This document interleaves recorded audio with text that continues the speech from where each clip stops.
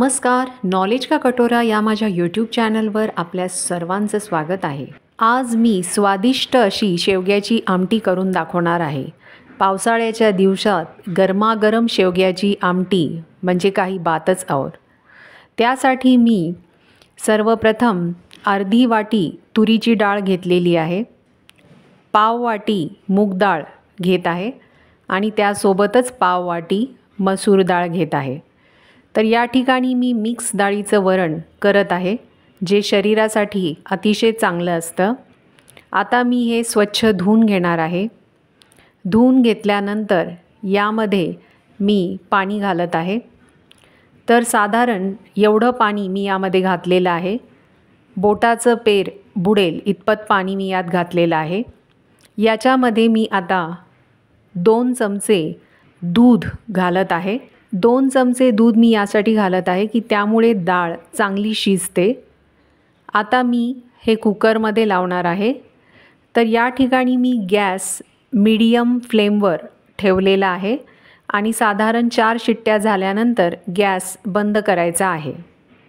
आता शेवग्याच्या शेंगा या ठिकाणी मी घेतलेल्या आहेत। तर त्याची वरची साल मी काढून घेतलेली आहे आणि नंतर त्या कट करून घेतलेल्या आहेत साधारण अशा साईजमध्ये।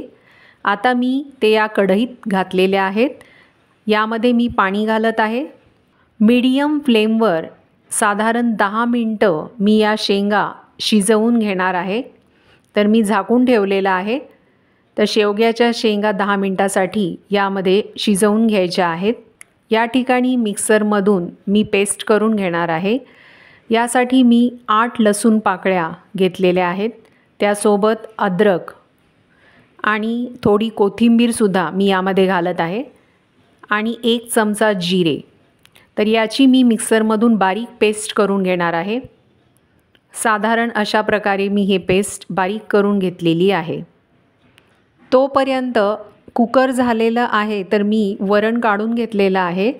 यामध्ये मी अर्धा चमचा हळद घालत आहे। हळद तुम्ही जेव्हा कुकर लावता त्यावेळेस घातली तरी चालेल, त्यामुळे ती छान शिजते। तर माझ्याकडून ते राहिलं म्हणून मी ती आत्ता घालत आहे। यामध्ये मी थोडं पाणी घालत आहे आणि नंतर वरण मी हे बारीक करून घेणार आहे रवीच्या साहाय्याने।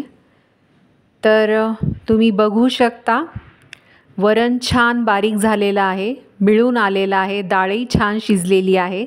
आता या ठिकाणी शेवग्याच्या शेंगा शिजलेल्या आहेत 10 मिनटानंतर, तर त्या मी बाजूला काढून ठेवून दिलेल्या आहेत। इथे मी कढई घेतलेली आहे। यात 4 चमचे तेल मी घालत आहे। 1 चमचा मोहरी मी यामध्ये घालत आहे आणि आता थोडे शेंगदाणेसुद्धा मी त्यामध्ये घालत आहे। शेंगदाणे घातल्यानंतर यामध्ये मी थोडा कढीपत्ता घालत आहे आणि आता 1 बारीक चिरलेला कांदा मी यामध्ये घालत आहे। हे थोडंसं परतून घ्यायचं आहे। हलका सोनेरी रंग आल्यानंतर यामध्ये मी लसण, अद्रक, कोथिंबीर आणि जिऱ्याची पेस्ट मी यामध्ये घालत आहे आणि आता पुन्हा एकदा हे छान परतून घ्यायचे। ते परतून झाल्यानंतर यामध्ये मी 1 बारीक चिरलेला टोमॅटो घालत आहे आणि पुन्हा एकदा ते छान मिक्स करून घ्यायचे।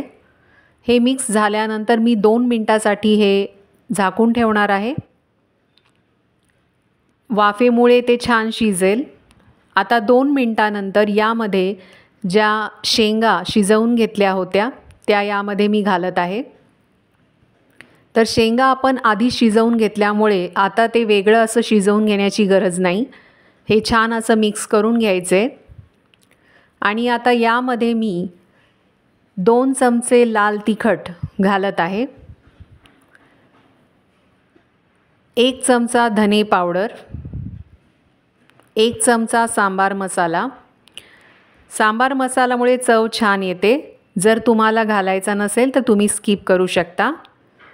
आणि अर्धा चमचा आमचूर पावडर यामध्ये मी घालत आहे आणि आता पुन्हा एकदा हे छान मिक्स करून घ्यायचे आणि मिक्स करून घेतल्यानंतर यामध्ये जे बारीक केलेली जी डाळ आहे ती मी यामध्ये घालत आहे आणि पुन्हा एकदा हे छान मिक्स करून घ्यायचे आणि आता यामध्ये मी पाणी घालत आहे।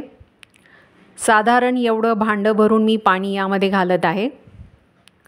पुन्हा एकदा ते नीट हलवून घ्यायचं आहे आणि आता यामध्ये चवीनुसार मीठ घालायचं आहे आणि याच्यासोबतच मी थोडा गूळ घालत आहे। साधारण एवढा मी गूळ यामध्ये घातलेला आहे। पुन्हा एकदा हे व्यवस्थित हलवून घ्यायचे। साधारण 10 मिनिटं शिजवून घ्यायचे लो फ्लेमवरच। आता 10 मिनिटं झालेले आहेत, छान अशी उकळी आलेली आहे आणि आता मी गॅस बंद करत आहे। शेवग्याची आमटी तयार आहे। ती मी सर्व करून घेत आहे। तुम्ही बघू शकता गरमागरम शेवग्याची आमटी ही पोळी किंवा भाताबरोबर छानच लागते। आता वरून थोडीशी कोथिंबीर मी सर्व करत आहे। तर जरूर करून बघा।